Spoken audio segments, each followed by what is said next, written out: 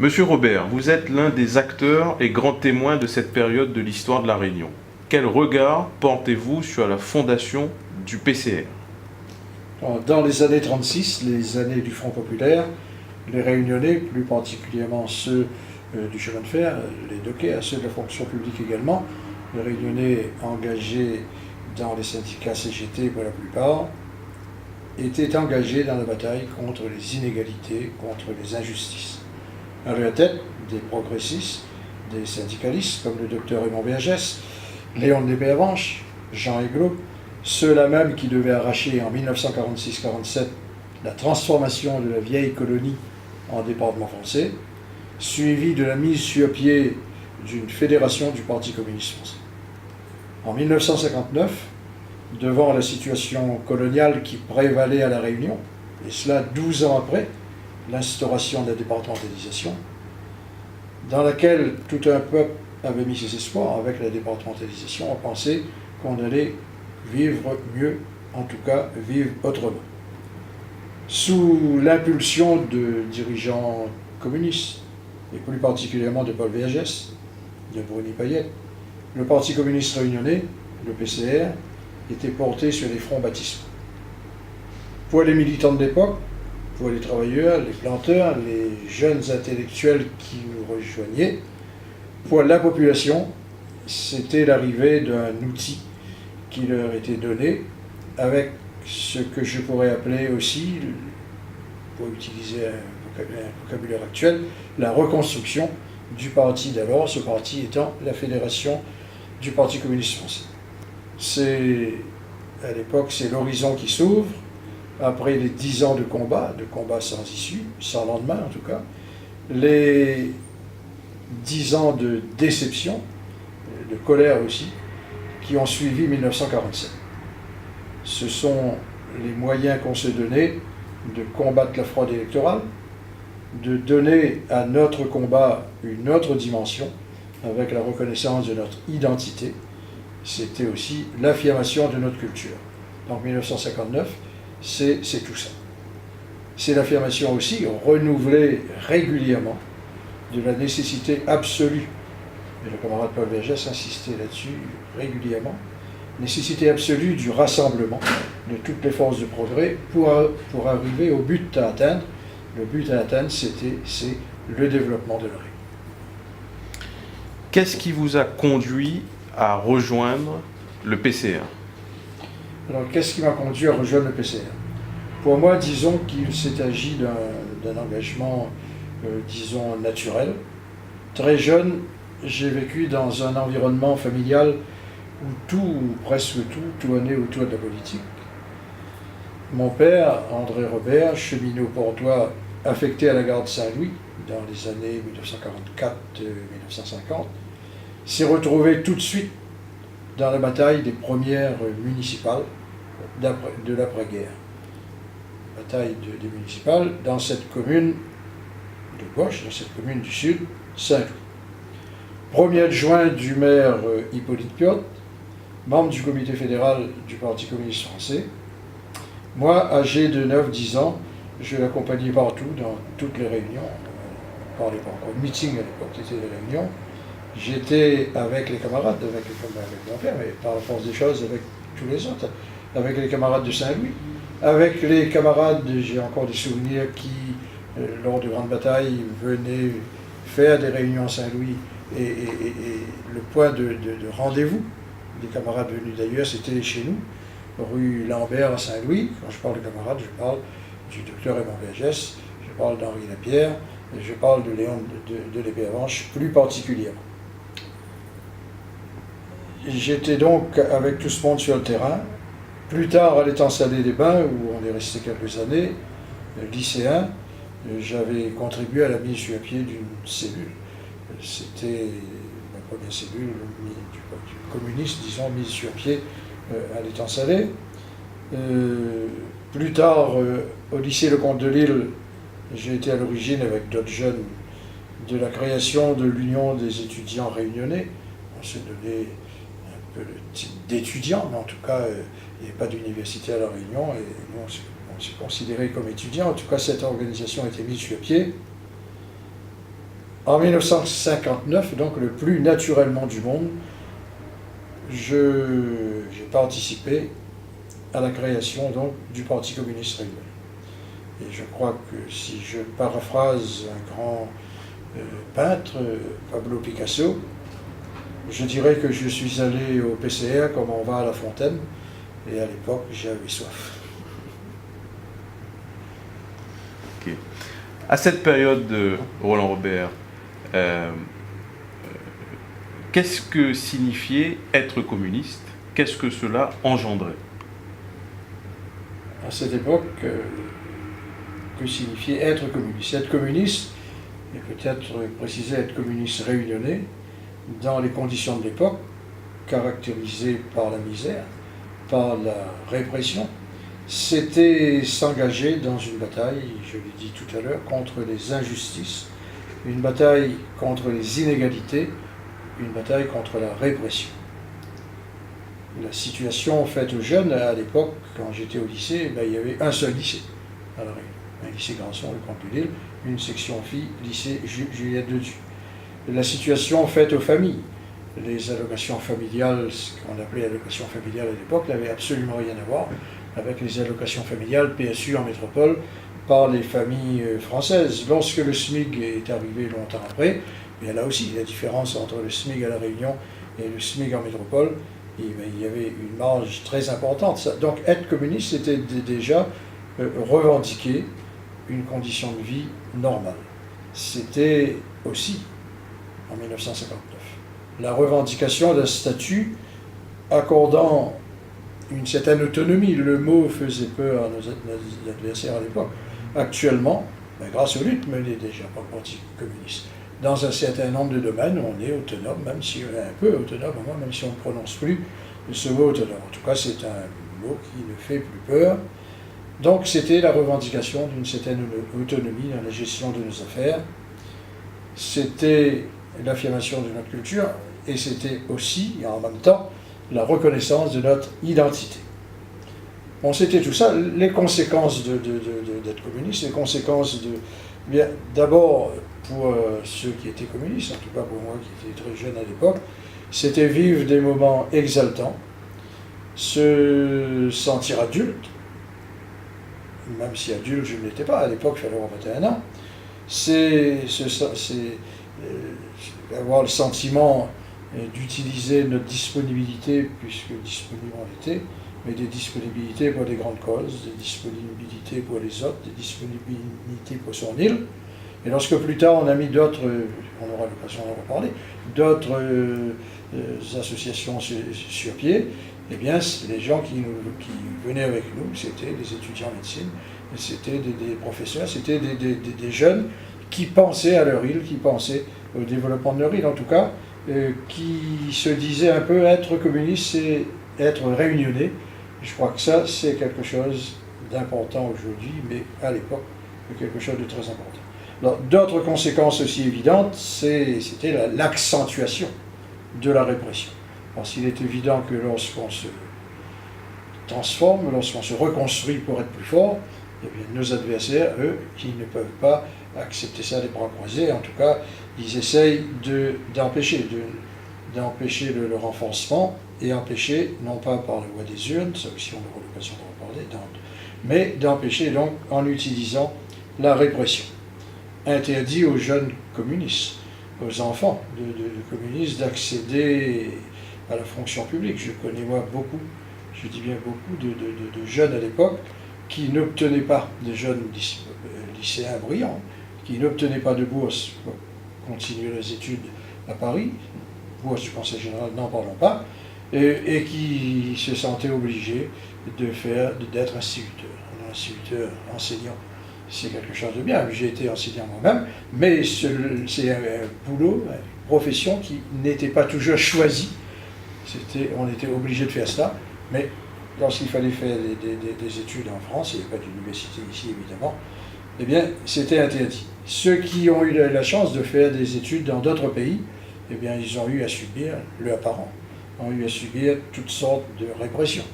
Ceux qui revenaient ingénieurs agronomes, avec des études obtenues dans d'autres pays, obtenues à l'extérieur, n'avaient pas la possibilité, en arrivant à La Réunion, avec le diplôme d'ingénieur agricole, agronome, de travailler dans l'agriculture, de travailler dans les usines. Donc ça, c'était la répression. La répression également nous empêchait de progresser, d'être fort en utilisant la fraude électorale. Et là-dessus, bon, je crois que personne à La Réunion n'ose dire qu'il n'y a pas eu de fraude électorale aujourd'hui. Mais même à l'époque, ceux qui étaient à l'origine de tout ça admettaient que ça existait.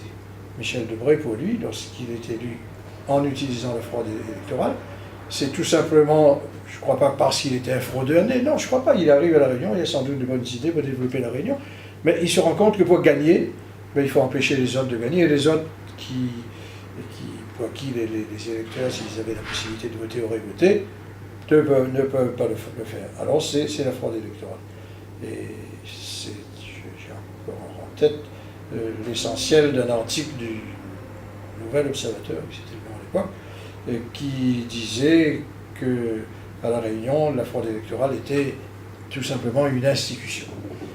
Et un seul exemple ici, moi lorsque j'arrive, je me présente pour la première fois aux élections en 1971, je regarde les résultats des élections 6 ans avant, en 1965, et je vois que la liste communiste de l'époque avait obtenu quelques voix, même pas 23 voix, c'est-à-dire même pas le nombre de personnes qui existent sur un bulletin de vote. Et nos adversaires avaient été élus avec 99,83% des voix. Ça me faisait... Tout le monde acceptait, enfin tout le monde. Nos adversaires n'avaient pas honte d'avoir de tels résultats. Et nous, on savait très bien, lorsqu'on se présentait à une élection, ce n'était pas dans ces conditions-là pour gagner, mais pour que notre programme soit connu. Comment était, Roland Robert, organisé le parti à cette époque? Les cellules, nous, à la possession, lorsque je suis arrivé, on a commencé à travailler pour le municipal, il n'y avait que 2 cellules. Donc on essaye de regrouper dans des petites structures tous ceux qui adhèrent, tous ceux qui sont membres du parti. Ensuite, on rassemble de temps en temps ces cellules-là dans quelque chose de plus grand, qu'on appelle une section. Voilà, ça c'est à la base. Et puis il y a évidemment au-dessus, si on peut appeler comme ça, pour coordonner coordonner le travail, il y avait la direction. Ce qu'on appelle la direction, ce sont le comité central. Ce comité central se réunissait pratiquement tous les 15 jours, mais se réunissait le dimanche. Ça veut dire que le membre du comité central, il mettait son dimanche à la disposition de son parti, et quelquefois ce comité central se prolongeait tard le soir. Enfin, lorsqu'on a connu la répression avec un grand R, je pense à la période où Paul Vergès a dû être dans la clandestinité, c'est l'expression qu'on utilisait à l'époque, les comités centraux se tenaient la nuit. Mais même dans ces difficultés-là, avec toutes ces difficultés, se réunir le dimanche, alors que le dimanche, bon, on a peut-être d'autres choses à faire, normalement, se réunir la nuit. Malgré tout cela, on avait un parti qui était très proche des adhérents, très proche de la population.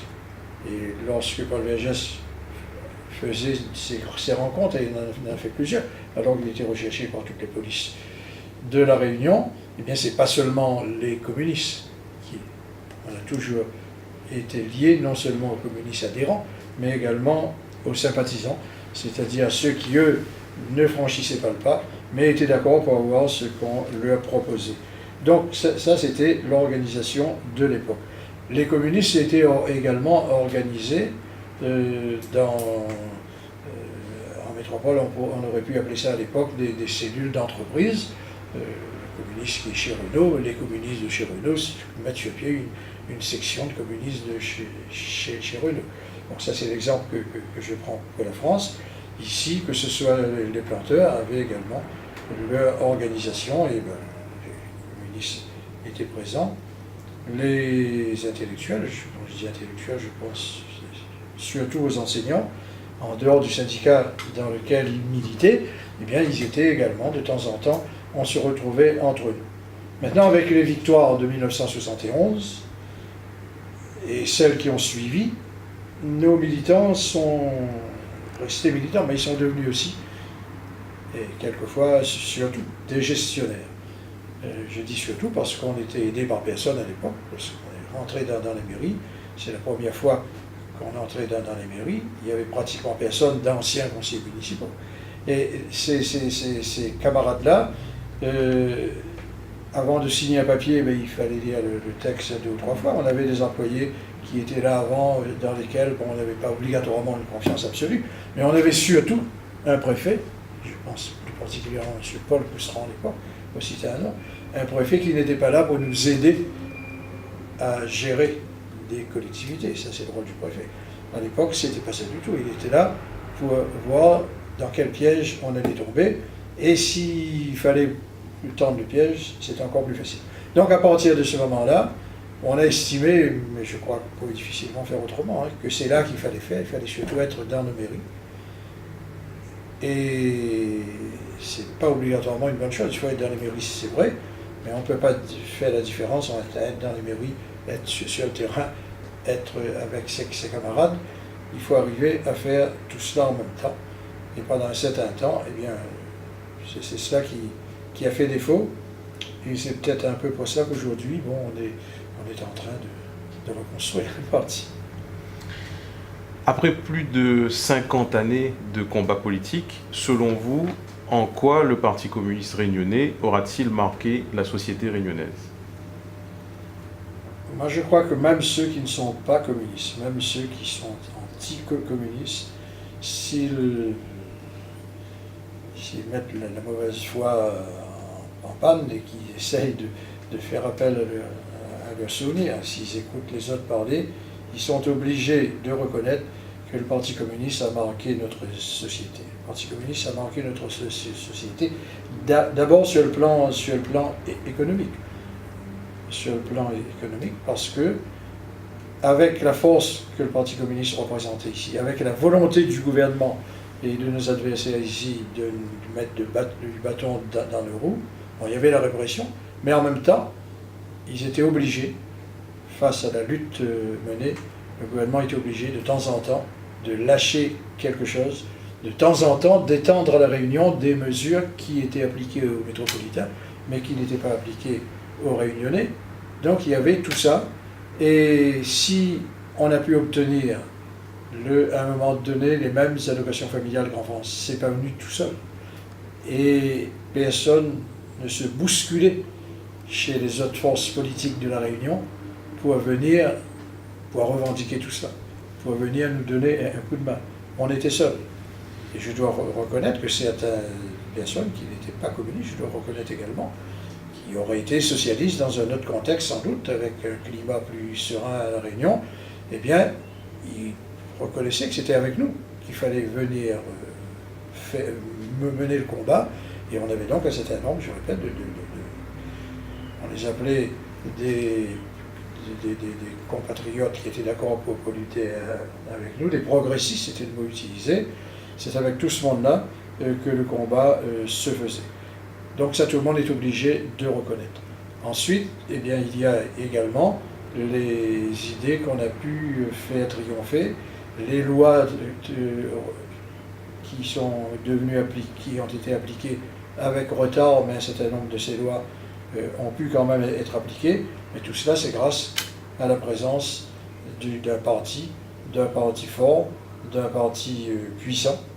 La fraude électorale, l'assainissement quand même des mœurs, on n'était pas les seuls. On était les seuls à mener le combat sur le terrain, à affronter l'adversaire, à recevoir des coups. Les élections à La Réunion, c'était toujours un mort, 2 morts, 3 morts. Bon, mais ça, c'était les morts, c'était chez nous. Les emprisonnés, c'était chez nous. Mais je dois reconnaître qu'il y avait d'autres Réunionnais qui n'étaient pas prêts ou qui ne se sentaient pas d'accord pour mener ce combat dans la rue, pour mener ce combat, mais qui nous encourageaient et qui condamnaient ce qui se faisait à l'époque. Donc ça, c'est la présence d'un parti communiste puissant qui nous a permis d'obtenir cela. Ça, c'est sur le plan économique. Sur le plan... et je répète qu'on était donc la seule force organisée. Sur le plan culturel, Et tout le monde, et là également, nous avait assez compris, pratiquement tout le monde admet le rôle du PCR, pour que, si on prend un exemple, pour que le Maloya devienne ce qu'il est aujourd'hui. On peut associer le mot UNESCO, le mot Maloya. D'autant plus que ce Maloya était interdit à l'époque, et nous-mêmes, je me souviens que lorsque j'étais déjà maire, et en 1971, faire une manifestation officielle de Maloya, on n'aurait pas eu beaucoup de monde, hein, parce que c'était interdit. Interdit, mais ça veut dire que les gens hésitaient à venir, et chez les camarades de Saint-André, là-bas, le Maloya, le 20 décembre, ça se fêtait dans les champs de Cannes. Parce que là, personne ne pouvait empêcher de faire cela. Donc ça, c'est grâce au Parti communiste et tout le monde le reconnaît aujourd'hui. Ce qui est vrai pour le Maloya est vrai également sur le plan culturel, dans d'autres domaines. Et on peut difficilement donc imaginer, sur le plan culturel comme sur le plan économique, ce que la Réunion aurait pu être. En tout cas, la Réunion n'aurait pas pu être aujourd'hui ce qu'elle est s'il n'y avait pas eu le travail d'un parti communiste puissant dans les années passées. Autant on peut difficilement imaginer la disparition du PCA aujourd'hui et dans les années difficiles qu'on va vivre, parce que là également, le Parti communiste a donc un rôle important à jouer. Sinon, eh bien, je crois que la même question, dans 15 ans, dans 20 ans, on pourra poser cette même question à d'autres camarades et lui dire si le Parti communiste avait baissé les bras, avait disparu en 2012, est-ce que la situation sera ce qu'elle sera? Parce que moi je suis optimiste et je pense que dans 20 ans on va connaître une situation totalement différente, à condition qu'on ait cet outil, qu'on ait ce parti, et c'est donc la reconstruction. Ben c'est un peu pour cela qu'on est là aujourd'hui. Mais la reconstruction ne se fera pas tout seul, donc il faut revoir notre fonctionnement, nous rapprocher au maximum de notre peuple, être de plus en plus son porte-parole, établir ensemble la Réunion, à la Réunion ce qu'on en a connu. Pour cela, eh bien, il faut reconstruire notre parti. Et tout le parti est aujourd'hui engagé dans cette bataille de reconstruction, depuis les moins jeunes, mais les jeunes également, et tous les autres militants.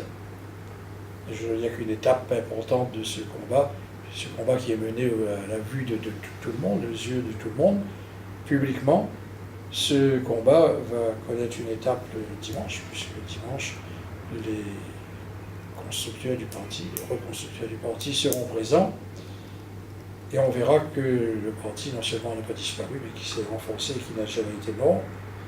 Et ensuite, en 2013, on aura un outil qui va nous permettre donc de continuer à faire en sorte que la Réunion progresse, que la Réunion se développe, parce que, personnellement, je ne suis pas le seul à penser ça, je pense que notre parti a toute sa place, et que s'il allait disparaître, eh bien on va revenir en arrière. Mais ce qui est sûr, c'est qu'il ne disparaîtra pas.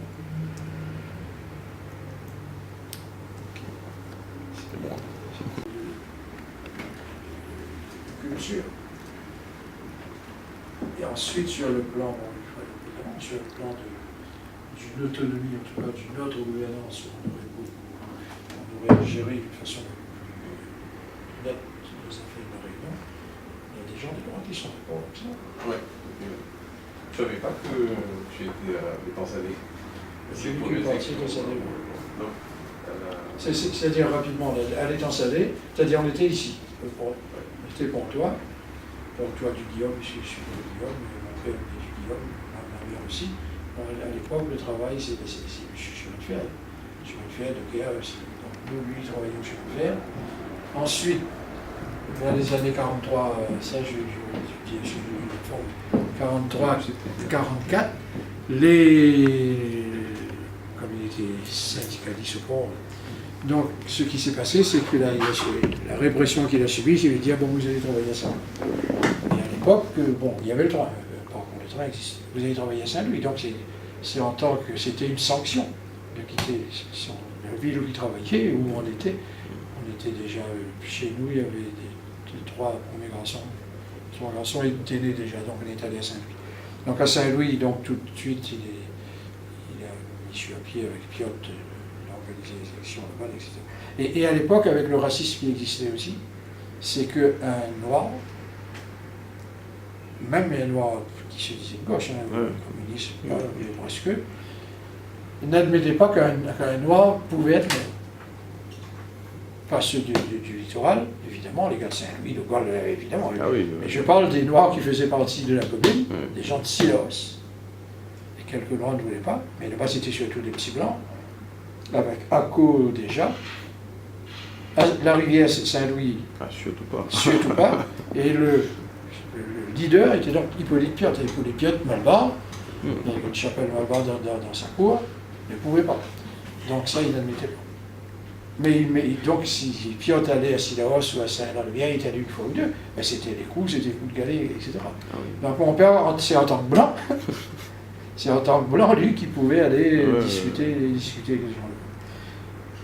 Donc après, il y a eu la fraude électorale, la dernière élection frauduleuse de Saint-Louis, lorsque les élections ont eu lieu, parce que là-bas, par contre, les gens de Saint-Louis ont toujours été considérés comme ceux de Saint-André à l'époque, comme les plus durs, les plus specteurs, les plus... Donc, les élections ont eu lieu, on était sûr de gagner. Le préfet a décidé le soir, à l'heure du dépouillement, une demi-heure avant le dépouillement, de faire le dépouillement au tribunal de Saint-Denis. Alors qu'on dit au tribunal, sous-entendu procès à terre, si c'est au tribunal, c'est la preuve là que ça va bien se passer.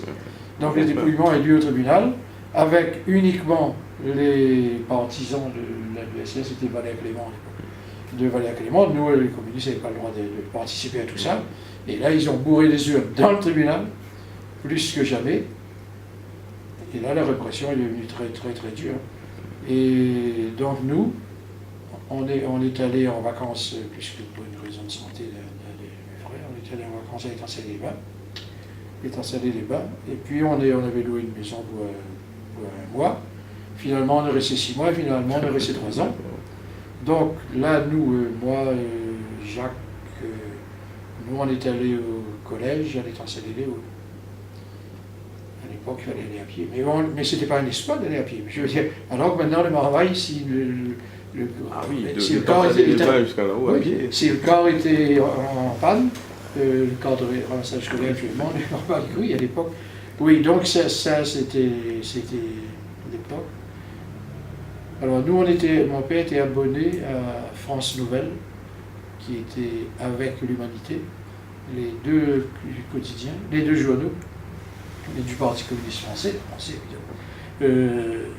Un des premiers abonnés à témoignage aussi, mais on était abonnés. Quand je dis on était abonnés, on n'était même pas abonnés. On lisait régulièrement parce que le propriétaire de corps, l'entreprise de corps de l'époque, à Saint-Louis, c'était Patel. C'est pour ça que les solutions est resté corps Patel, même si c'est le corps courant d'aide maintenant. Et lui, il était abonné, lui, le fils de Patel, à tous les journaux de France, et lui, il ne disait même pas. Donc il était abonné à France Nouvelle. C'était l'hebdomadaire du PCF. Et donc, bon, on lisait tout ça. Donc, moi, je suivais un peu en curieux la situation là-bas. Et après, je racontais à papa qu'est-ce qu'il y avait dedans. Lui, il disait pas ça. Et à l'époque, lorsqu'on a créé cette cellule à l'Étançailles-les-Bains, le problème en France dont on parlait, c'est que le secrétaire général adjoint, ou considéré comme tel du Parti communiste français, était Jacques Duclos. Et on avait trouvé dans la voiture de Jacques Duclos 2 pigeons, qui lui, il dit, et c'est sans doute vrai, qu'il emmenait chez lui pour passer la casserole, le faire cuire, pour manger. Et on a dit, ça c'est des pigeons voyageurs, donc c'est une histoire d'espionnage au profit de l'Union soviétique. Donc il a été arrêté, député, il a été arrêté 2 ou 3 jours, on l'a relâché après. L'affaire n'est jamais venue, mais c'était une grosse affaire, un député arrêté avec 2 pigeons dans sa voiture. Donc c'est machin comme ça, mais ça c'était évidemment le Parti communiste français. Et lorsqu'on est arrivé au lycée, parce que moi je suis arrivé au lycée de l'époque, il y avait très peu de profs, très peu de camarades, un seul lycée. Et là, il y avait un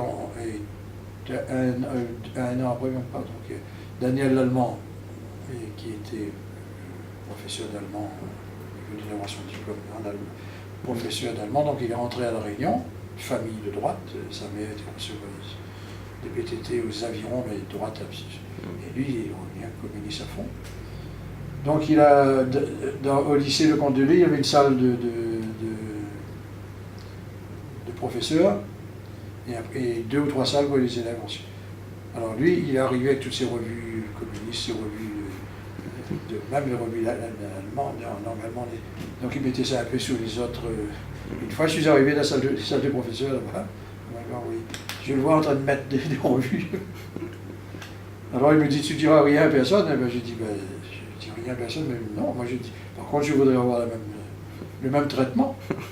Et en discutant rapidement avec lui, donc il a vu que j'étais communiste, donc là il m'a mis, donc c'est avec lui un peu qu'on noyautait un petit peu les 2 ou 3 ans après que Claude est arrivé. Donc Claude c'était le fonctionnaire, donc là ça m'a fait que là c'est l'organisation des grèves de la faim, parce que le manger n'est pas bon, mais le manger c'est pas parce que le manger n'est pas bon, c'était s'agiter pour montrer qu'on existait. Et on a mis sur pied donc une association des étudiants réunionnais, targué des étudiants, mais ça nous permettait de savoir qui était plus ou moins avec nous.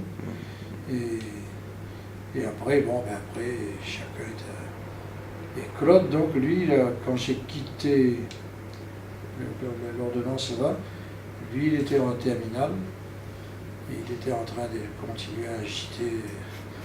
Donc il était foutu dehors du lycée. Il est foutu dehors du lycée comme il y a un seul lycée. Donc c'est là qu'il était allé à Manos, chez un cousin de sa famille là-bas, et il a fait donc son bac, tout ça, il a passé à Manos, et il est revenu. Mais c'est vrai que c'était une période sur ça beaucoup plus exaltante, parce que, enfin pour ceux qui, la minorité qui voulaient aller plus loin, c'était quand même intéressant. Mais là, j'ai pas dit, là, quand je parle de répression sur le plan économique, je vois par exemple chez nous, Jacques, il avait passé son diplôme, son concours de douanier. Eh bien, 40 ans après, il sait toujours pas s'il a été reçu. Il sait toujours pas s'il a été reçu. Il attend toujours. Parce que lorsqu'ils sont réunis là-bas, tous ceux qui étaient plus ou moins soupçonnés d'être communistes ont retiré tout. Et toi, tu vois, on ne cite pas ton nom si tu es un peu timide et tu sais également que tu es mal vu par le pouvoir. Donc, tu n'oses pas trop crier, peut-être qu'elle a trompé. Le lendemain, tu vas chercher, on te dit, mais qui vous êtes, qui vous venez. Et pour être reçu, il faut passer l'examen. Vous n'avez jamais passé d'examen. Mais c'est comme ça que tous ces. On a perdu un tas de personnes n'ont jamais été reçues, n'ont jamais. Ceux qui travaillaient déjà ont été licenciés. Et là, le parti, et je reviens, donc si je parle de ça, je peux revenir un petit peu à ton père, Catherine, c'est qu'à l'époque, donc le parti, et puis là, on était vraiment engagé dans la lutte pour l'autonomie, et on commençait à croire que l'autonomie, on l'arracherait. Donc il faut déjà se préparer un peu. Et donc là, on a, Paul avait négocié avec l'université Patrice Lumumba de Moscou. Et là, dans l'université, les 2 tiers déjà des élèves, c'était des élèves d'Afrique, d'Amérique latine, etc., qu'on retrouve souvent dans les gouvernements, en tout cas qu'on a retrouvé après. Parce que là-bas, il y avait ceux qui étaient envoyés par les gouvernements, ceux qui étaient envoyés par l'opposition de ces pays-là, mais de François, il n'y avait personne du pays français. Donc ici, c'était le seul. Je crois que la Martinique a dû suivre longtemps. Donc il a fallu prendre une première. Parce que c'est pas évident. Tu dis, bon, tu vas aller là-bas, d'accord, mais tu dis, il faut aller à Moscou. Moscou, c'est pas tellement bien vu. Ça, même l'esprit des jeunes camarades, si c'est un jeune qui connaît même pas trop, surtout à cette époque-là, qu'est-ce qui va lui arriver là-bas s'il ne tient pas en position tout de suite?